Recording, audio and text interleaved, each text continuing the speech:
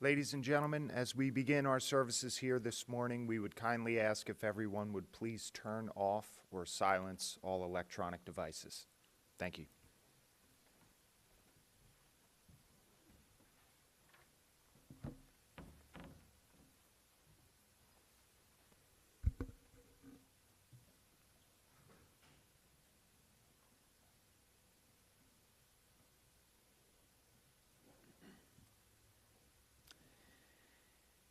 We learn in the book of Psalms.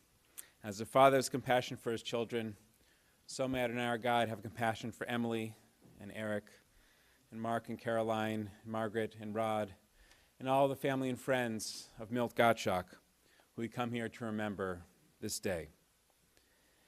God knows that how we are fashioned. God remembers that we are dust. Our days are like grass. We flourish as the flowers of the field. A wind passes over us, and we are no more. But we trust that God's compassion is everlasting.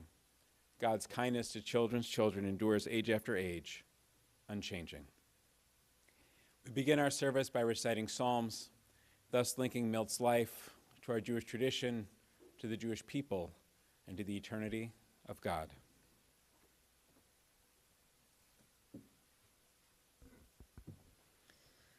Shir lamalot esaynai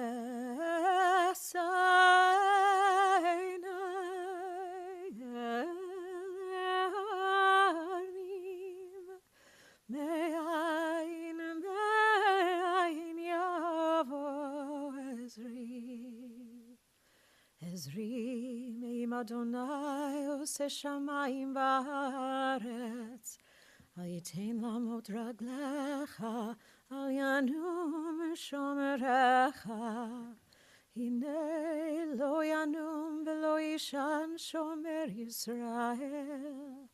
Adonai shomerecha, Adonai tzilcha, al yad yeminecha.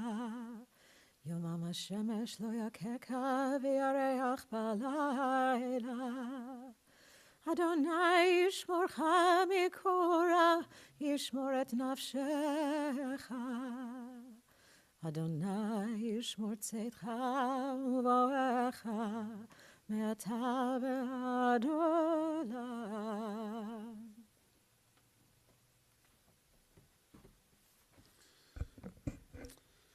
Psalm 121, a song for ascents. I lift up my eyes to the mountains, from where will my help come? My help comes from Adonai, maker of heaven and earth. Adonai will not let your foot give way. Your guardian will not slumber. The guardian of Israel neither slumbers nor sleeps. Adonai is your protection, a guardian at your right hand. By day the sun will not strike you, nor the moon by night. Adonai will guard you from all harm, and Adonai will guard your soul. Adonai guards your going and coming, now and forever. Mizmor LeDavid, Adonai ro'i lo echsar, binodesha yarbitzeni, hamei menuchot yinahaleni, nafshi yeshovev, yamcheni magle tzedek leman shemo, gam ki elech begetz al mavet lo irara ki ata imadi, shivtecha mishantecha hema yanachamuni, taroch lefanai shulchan neged sorarai, dishanta v'shemen roshi kosira vaya, Ach tov v'chesed yirdefuni kol yemei chayai, v'shavti b'veit Adonai, le'orech yamim. Those were the Hebrew words of Psalm 23, also known as the Shepherd's Psalm, a psalm that we turn to in difficult moments such as this one. I'll invite everyone to please recite with me in English Psalm 23. The Lord is my shepherd, I shall not want. He maketh me to lie down in green pastures. He leadeth me beside the still waters. He restoreth my soul. He guideth me in straight paths for his name's sake. Yea, though I walk through the valley of the shadow of death, I will fear no evil, for thou art with me. Thy rod and thy staff, they comfort me. Thou preparest a table before me in the presence of mine enemies. Thou hast anointed my head with oil, my cup runneth over. Surely goodness and mercy shall follow me all the days of my life, and I shall dwell in the house of the Lord forever.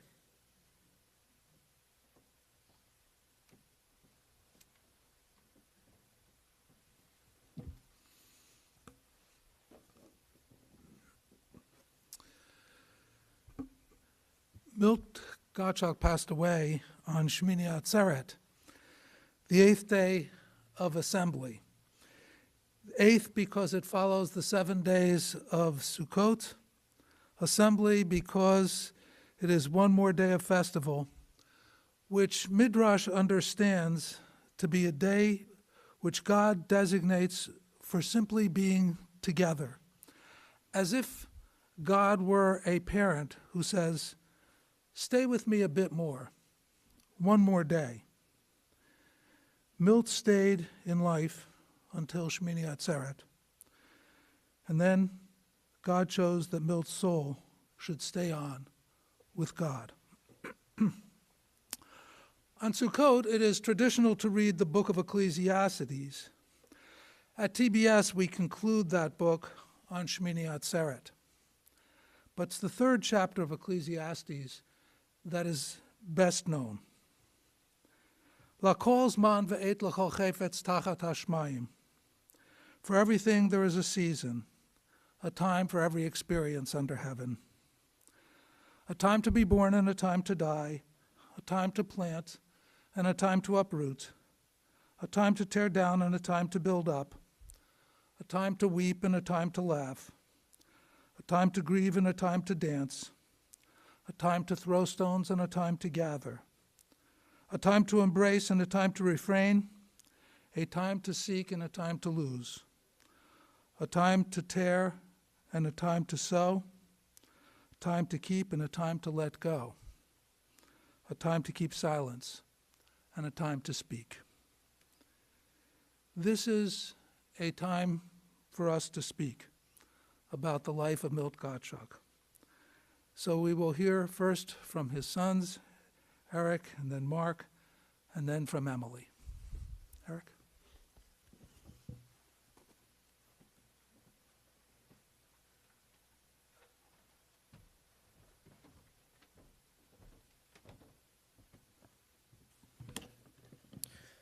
Good morning.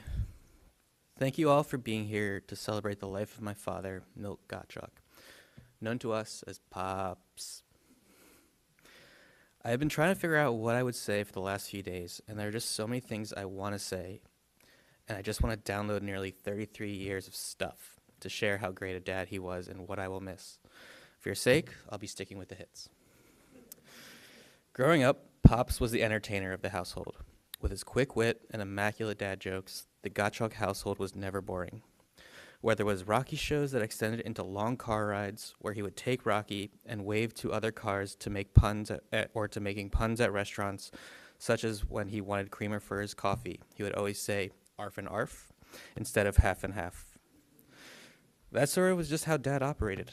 He was a jester, which I believe is fitting, given that one of the translations of our last name is God's jester.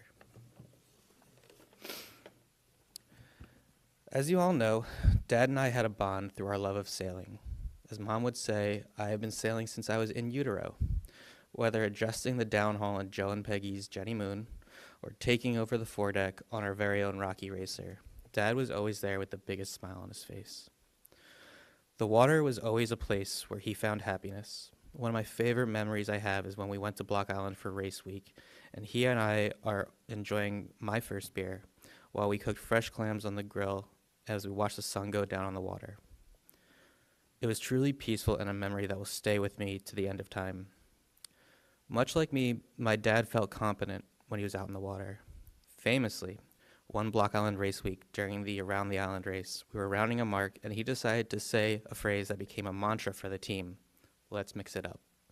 We tack onto the entire fleet, causing everyone to have to avoid us.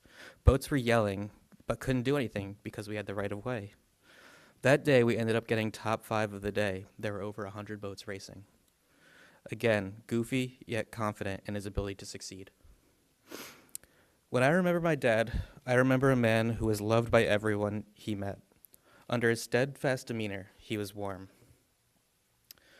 I will remember the famous tongue-in-cheek when he was thinking. You all know that look. I'll remember the hand dance he would do. I'll remember your laugh. I'll remember you texting me weekly after Wednesday night racing to see how I did, and when we won, how proud you were. I'll remember the way you loved animals and how animals always loved you, especially Katie. So I want to thank you, Dad, for what you've instilled in me. Thank you for my lifelong passion of sailing. Thank you for passing your love of skiing on to me. Thank you for teaching me to grill. Thank you for teaching me to be considerate. Thank you for giving me my sense of humor. Thank you for making me laugh when I was down. Thank you for staying with me when my anxiety kept me inside. Thank you for helping me to attempt to be organized. I'd like to end today with a story of a fateful July 4th, just before college. We were going out sailing. It was myself, my mom, my cousin Jocelyn Allison, and Aunt Patty. And we were out sailing, and it was a great windy day. And sorry to bring up the trauma. And we decided, let's put up the spinnaker. And we had a big sock on it that would keep it from filling up. And we, as racers, we don't typically use that. And so it was not rigged the greatest way. And so a big whiff of wind comes and causes the spinnaker to go up early. And it fills up, starts whipping. I'm up on the front of the boat. I can't reach the line to get it back under control. It's whipping. Dad comes up, grabs the boat hook, is able to get it. Sail takes a big whip. Boom, he's over the side of the boat. We're watching, we're always going around, and I am giving a lot of F words, more so than I would like to say in a religious setting. And we were just going there, and my mom calmed us down, and I had to go back to the back of the boat, got everything down, made sure that Jocelyn and Allison kept an eye on Dad, because that's the biggest thing, is you want to make sure when someone's in the water that they have an eye, because they can drift away. We get everything down, we get all the sails down, and we got him back on the boat, I gunned the engine over. And to this man's credit, we get to him, he's worried about his shoes and his glasses that fell off. Man's got a shiner right above his eye. He's like, I gotta find my shoe. And I think that's just sort of how Dad was. He was thinking of other things besides himself, and I think that's something that's really special about him. And so I like to leave with these remarks of, I love you, Dad, and I hope you have calm seas and steady wind in heaven. I know you'll be watching over me.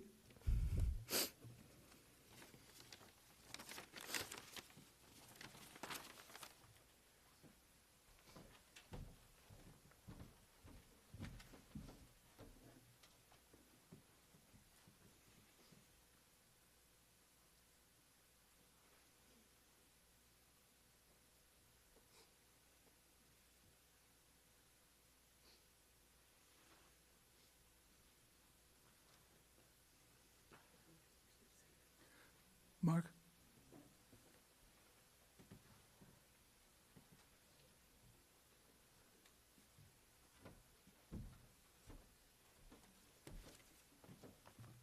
Hi, everyone. I'm Mark, and I'm Milt's, a.k.a. Pop's, youngest son. I remember when my dad began his journey with cancer nearly 18 years ago. To put it bluntly, during those 18 years, he dealt with a lot of medical crap. Whether it be chemo, radiation, or feeding tubes inserted into his stomach, there were plenty of times where he could have given up. And I know he didn't, because he loved his wife, he loved his friends, and he loved his family. And most of all, he loved his community. I thank each of you for the role that you have played in providing the motivation for him to carry on. Because of this room collectively, I was able to have memories with my dad that I'll last a lifetime. As many will tell you today, my dad was a gentle, kind soul who made it his life's mission to spread his joy through corny jokes. For example, I had just started high school, And mind you, I was brand new to the school, shy, insecure, and about 5'1" as a 9th grader. Better days were ahead of me for sure. I had finally mustered up the courage to invite some new friends over to play ping pong and eat Wawa hoagies. My mom picked us up and started making the commute over the bridge from Philly to Voorhees, where we are today. My dad calls my mom. The call connects to the car speakers, and immediately you hear, "Do you have the package?"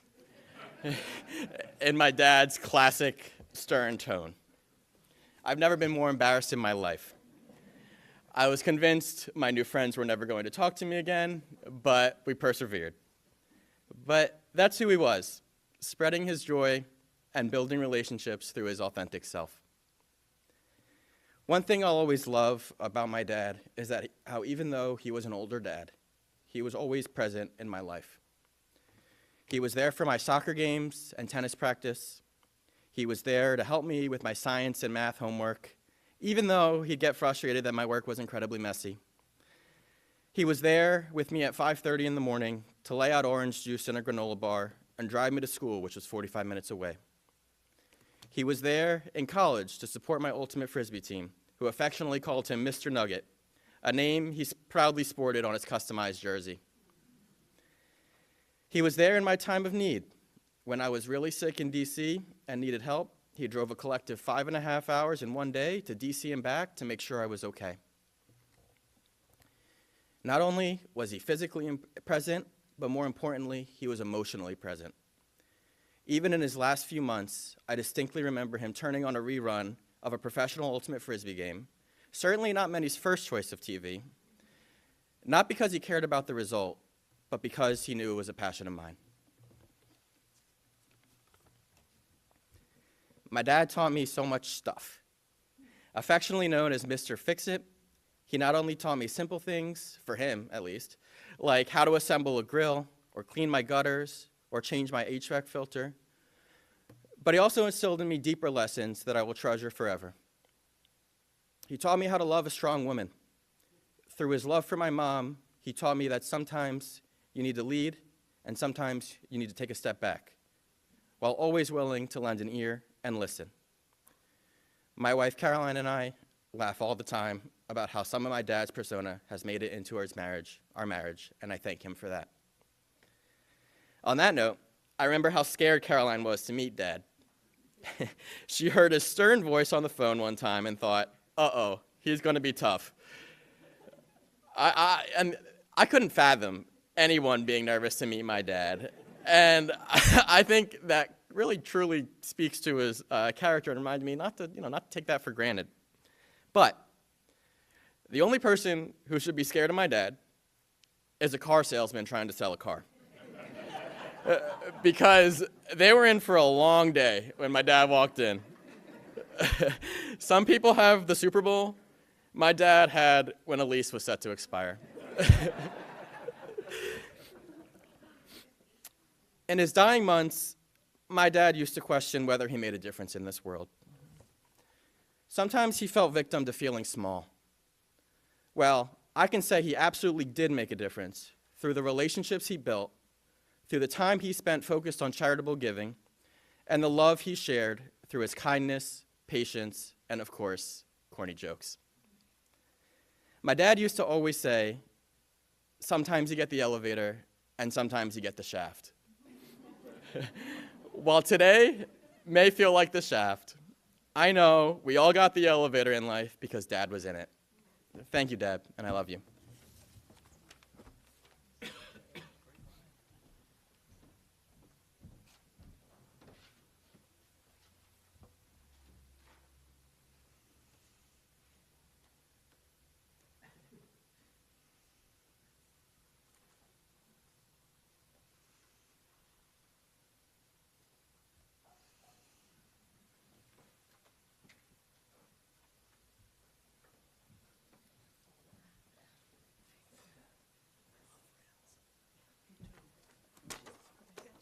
Saw that coming. I'm fine. Wow. My family and I would like to thank the many friends and family who've come from so far to be here today, and the many who are watching from afar on Zoom. Milt would say, "I can't believe all these people came for me." And we are truly grateful that so many have come together to honor him. We are so lucky. To most, Milt was the salt of the earth, the calm and steady voice in the room, and the focused captain of the ship. To our family, he was Pops, the master of the corny dad jokes, and the beloved drinking buddy to Caroline. Milt was always, wine, oh guys, wine. Milt was always the courageous and steady voice in the room. We knew we could always count on him. Milt fought cancer for 18 years. As the disease continued to pop up like whack-a-mole, Milt tackled each round like a champ, never giving up and always wanting to do more. More time with the family, more outings and trips, more philanthropic challenges, more. Milt's life was always defined not by what he wanted or needed, but how he could make a difference, and always with a little humor. He always made us laugh, especially when I wanted to cry. Even in his last days, as the words were minimal and his brain more confused, all Milt wanted was to know that we would be okay and remain a strong family and that our philanthropic work would go on. Milt's life was a full one. I'd like to tell a funny story about Milt. Some of you may know a simple fact. Milt loves Malamars. It's true. We are talking every day, a couple of Malamars every day. It was his after-dinner treat for the last few years.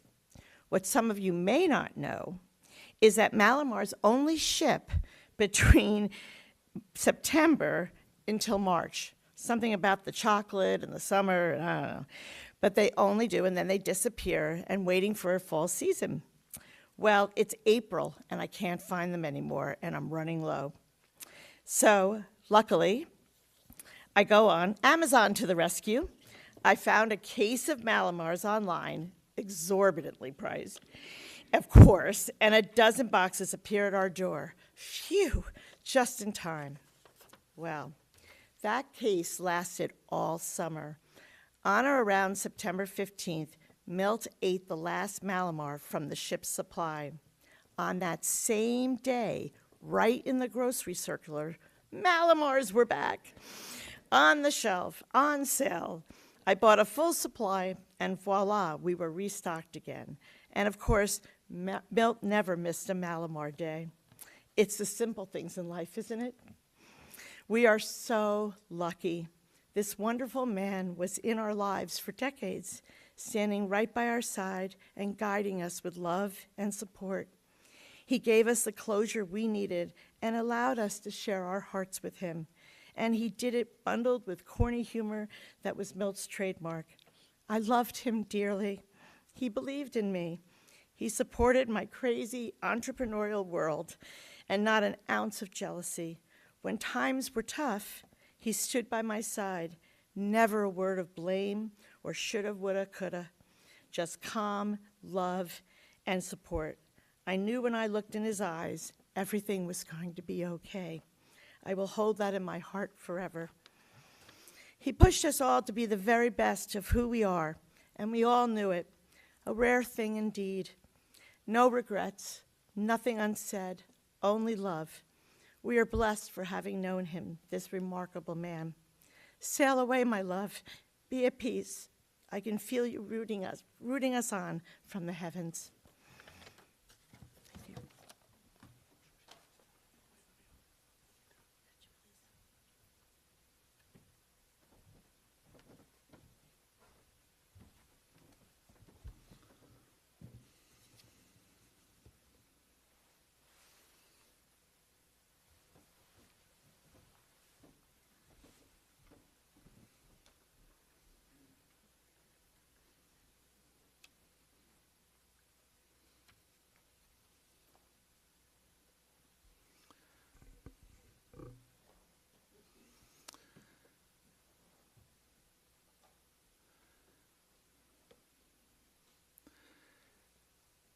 עת לחשות ועת לדבר, a time for silence and a time to speak. Thank you for speaking and sharing all of that with us. Ecclesiastes, עת ללדת ועת למות, a time to be born and a time to die. All of us here today wish that Milt had more years to be lived in health with Emily and Mark and Caroline, Eric, with Margaret, with all of us, his many friends. An 18th century commentary on Ecclesiastes, Chafetz Chaim, draws upon the Talmud, which notes that the time of birth and the time of death are not really in our control, but it is we who determine the lifetime in between, how it is lived. Milt used his 77 years so fully and so well. Eit laledet, a time to be born. Milt was born in Hoosick Falls, New York, a small town 20 minutes from Bennington, Vermont. His parents, Liesel and Carl, came to the United States from Germany. Carl in 1937, Liesel a year later. Those dates speak for themselves. They met in New York, married, moved to Hoosick Falls, and opened a little store called Carly, Car for Carl, Lee for Liesel. Milt grew up there. His sister, Margaret, who is 5 years younger, remembers him as a protective older brother who loved building model planes with his erector set. Later he would learn to fly. Played ice hockey with friends, enjoyed skiing, and then at a YMCA summer camp learned to sail, which would become a lifelong passion. Oh, Margaret also recalls that Milt had a pet snapping turtle, which he would enlist her to watch when he changed its cage. Milt's story reflects a remarkable phenomenon of Jewish history in the United States, the transition from immigrant workers and shopkeepers to professionals in one generation. Milt went to Cornell, where he earned a Bachelor's of Science in Chemical Engineering and then a Master's in that field. Later, while working at Roman Haas in Texas, he went to night school to add an MBA to his credentials. He would make a career of 30 years at Roman Haas and then continue to work as a consultant on a variety of projects. Clearly, he was very good at what he did. Eit latat, a time to plant, new beginnings. Milt was back in Philadelphia working for Roman Haas, and Emily, who had studied hotel management at Cornell, was working the Four Seasons. They met through two friends, Anita, who was Emily's next-door neighbor, and her friend Ian, who was part of Milt's chavurah at TBS. The two friends conspired to get Milt and Emily together for a drink at the Four Seasons. The story of what happened next is truly charming. The conversation was going very well, so Anita pulled Emily aside and said, "Give me your car keys." "Huh?" said Emily. Anita explained, "That way he can drive you home." The drive home went by way of an Italian restaurant on South Street. Milt kept asking for Emily's phone number, which she finally gave him. That was in November. Come the end of December, the Four Seasons was having a holiday party for staff, so Emily called Milt. He turned her down, explaining that he had a previous commitment to his Chavurah Hanukkah party, and Emily figured that was it.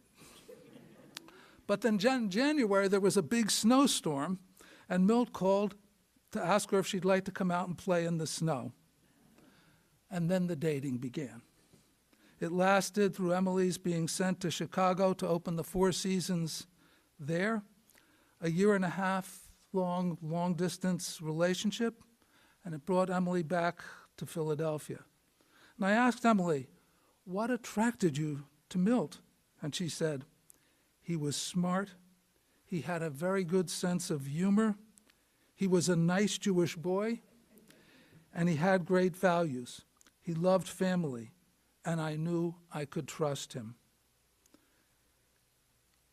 Based on that trust, Milt and Emily were married Labor Day weekend 1990 and made a marriage of 34 years, during which Emily says they were 110% supportive of each other in everything that they did. 8 leave notes, a time to build. Milt and Emily built a wonderful life together based on that trust and love.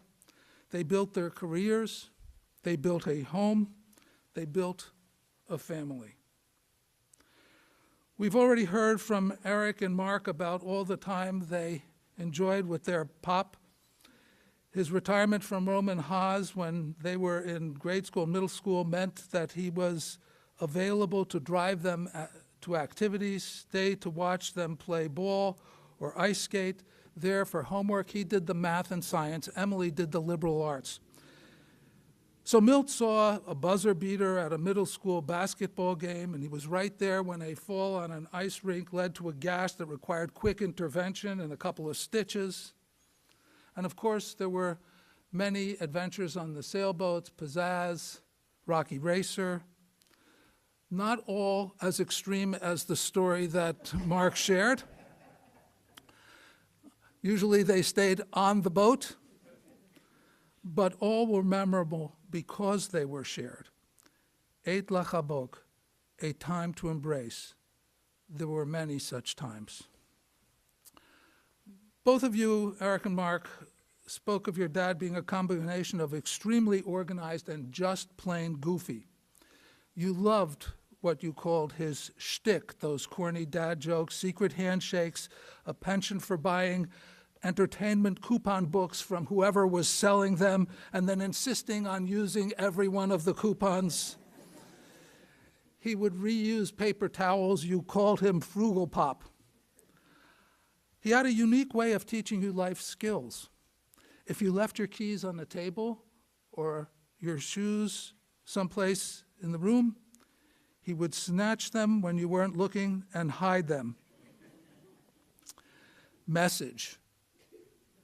Organization is important. You figured out his hiding places, but you also got the message. He was Mr. Fix-It. He wanted you to know how to fix your car, household appliances, something on the boat. Having the right tools was a part of that, and spare parts were important. Message. Self-reliance is a value. Being able to manage on your own, however, does not mean that you do not need or want other people in your life. It just makes you even more useful in establishing those relationships.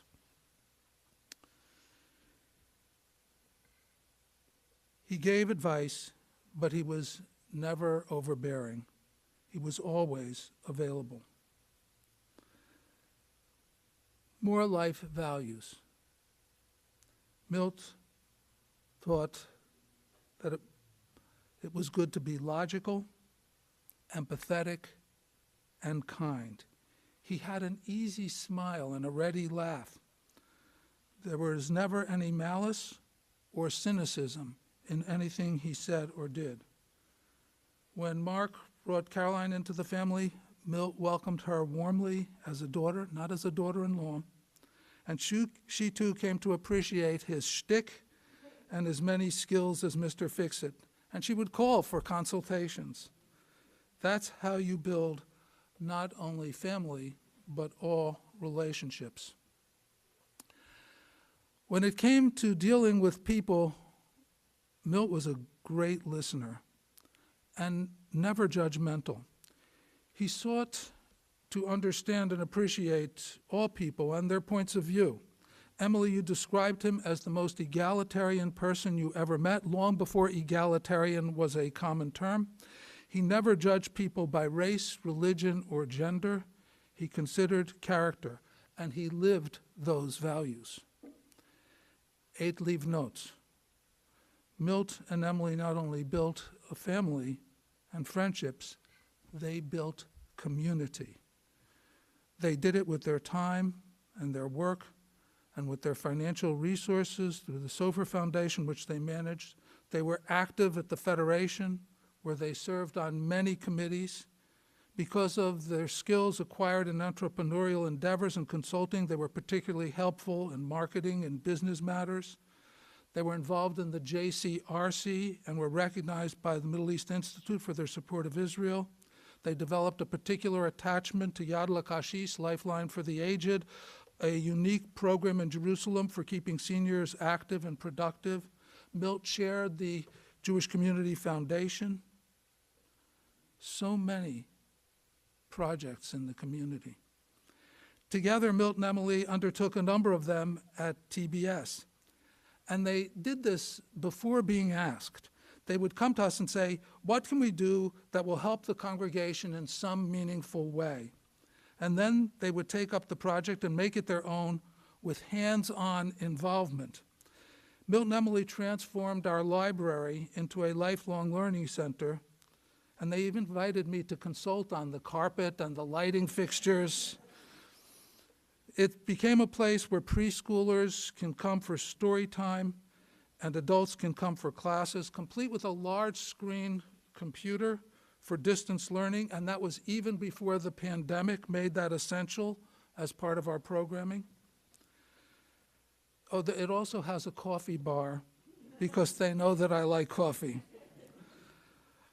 Another project, they heard that our sukkah area needed a makeover. They helped turn it into a gorgeous sukkah and much more. An attached outdoor space with built-in seating for services, complete with beautiful landscaping. Milt and Emily helped create the designs, choose the materials, and find the craftspeople to make these wonderful additions to TBS a reality. And they also reached out beyond the local community and to others, dancing while cancering. The work done in memory of Maddie Kramer is one very poignant example that I know was very close to Milt's heart and is to Emily's.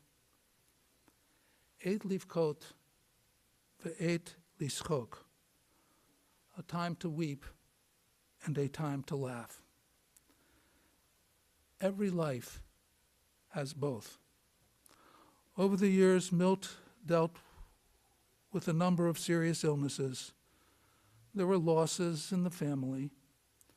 And I know, Emily, that you would say rightly that you weathered those difficult times together, that Milt never gave in or gave up in grappling with his multiple cancers and prolonged and difficult treatments.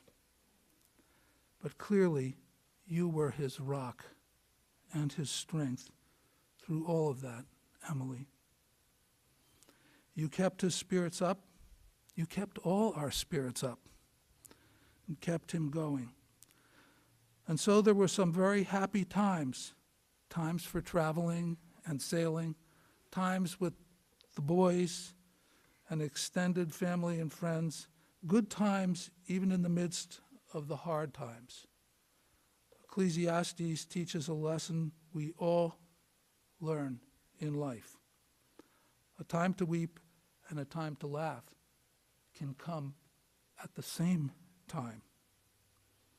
And as we sat together speaking about Milt, just as Shmini Atzeret was coming on, Emily, and again last night when we were together, the whole family, there were more smiles than there were tears. Eit livkot ve'eit lischok. There's a time to weep and a time to laugh, and the two can come together. L'chol zman ve'eit l'chol chefetz tachat hashamayim. To everything there is a season, a time for every experience under heaven. Perhaps the most challenging of Ecclesiastes' teachings is eit lishmor ve'eit lahashlich, a time to keep and a time to let go. This is such a time. You, Emily, Mark and Carolyn, Eric, Margaret, Rod, all of you and all of us who loved Milt have to let him go to God. But you will keep his memory and your love for him in your hearts, and those memories will be a source of comfort and guidance for all the seasons of life, all the days and the years to come. Yehi Zachro Baruch, his memory will be a blessing. We rise for a final prayer.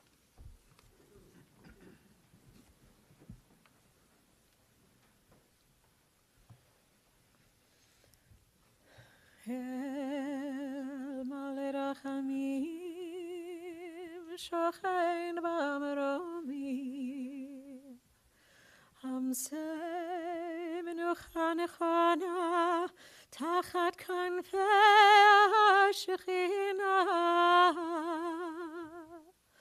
b'malot kedoshim u'tarim, kezar arakia asirim, et nishmat Meir ben Kalonimus Veleya, shalach l'olamo, began Eden tehei menuchato. Ana bal rachamim, astireu beseter kenafecha leolamim. Utzror b'tzror ha'chaim et nishmato, Adonai hu nachalato, v'yanuach b'shalom al mishkavo, v'nomar amen, amen. Exalted, compassionate God, grant infinite rest in your sheltering presence among the holy and the pure, to the soul of Milt Gottschalk, who has gone to his eternal home. Merciful One, we ask that our loved one find perfect peace in your eternal embrace. May his soul be bound up in the bond of life. May he rest in peace. And let us say, Amen. You may be seated.